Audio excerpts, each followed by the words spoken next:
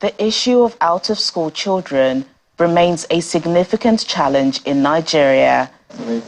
It's a crisis the mayor of the London Borough of Southwark, Michael Shitu, says requires urgent and collective action to surmount.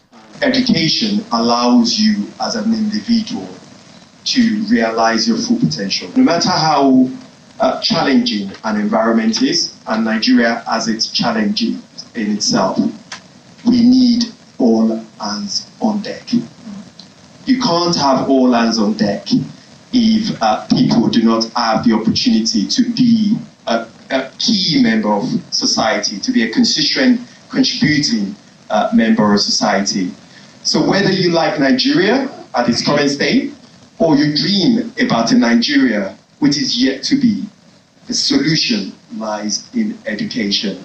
Ibironke Adeagbu, CEO of the charity IA Foundation, highlights the costly repercussions of out-of-school children, drawing parallels to insecurity and poverty. 133 million people in Nigeria are living in poverty, out of 200 and something million. And that's because if you don't get education, you cannot increase your standard of living. You cannot become economically active. You cannot take care of yourself and your family.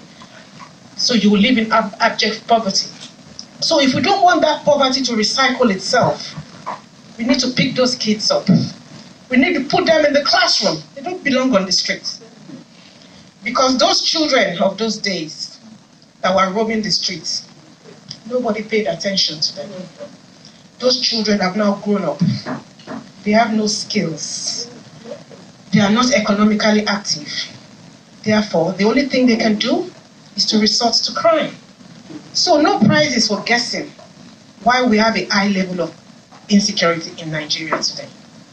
Celebrating the 5-year anniversary of the NGO, Nigeria's acting High Commissioner to the UK, Ambassador Cyprian Tessa, acknowledges the progress made so far, stressing the importance of the foundation. It is incontrovertible that education is the cornerstone of economic growth and national development of any nation. Therefore, we must acknowledge the transformative power of quality education and its pivotal role in shaping the future of our nation.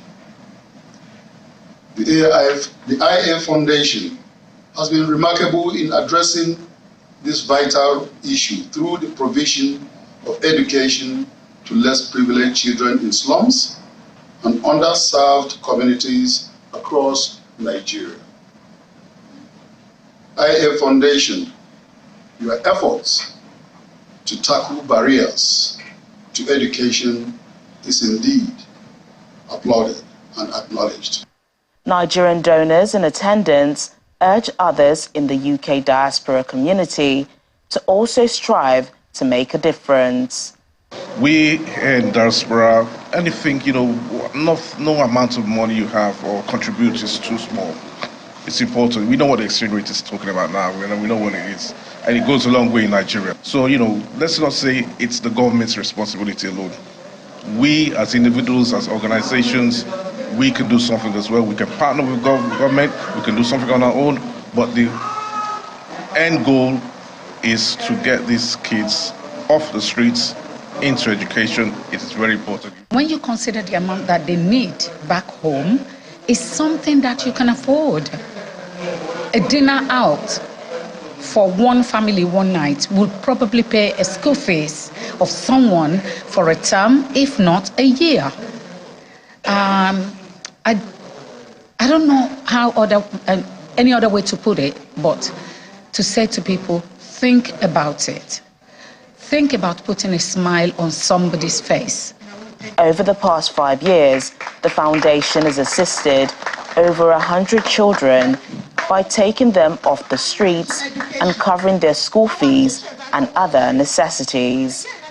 With increased funding, they aim to reach more children. We've picked up about 105 now. The statistics is 20.2 million. So 105 is a drop in the ocean. So as we said today at the presentation, we want to be able to pick up 1,000 children every year. And we want to work collaboratively with the government, because at the end of the day, it's the government's responsibility to educate its citizens. But government can't do it alone. So we are here to support the government to make sure we can dent that 20.2 million. It's embarrassing. It's just not acceptable.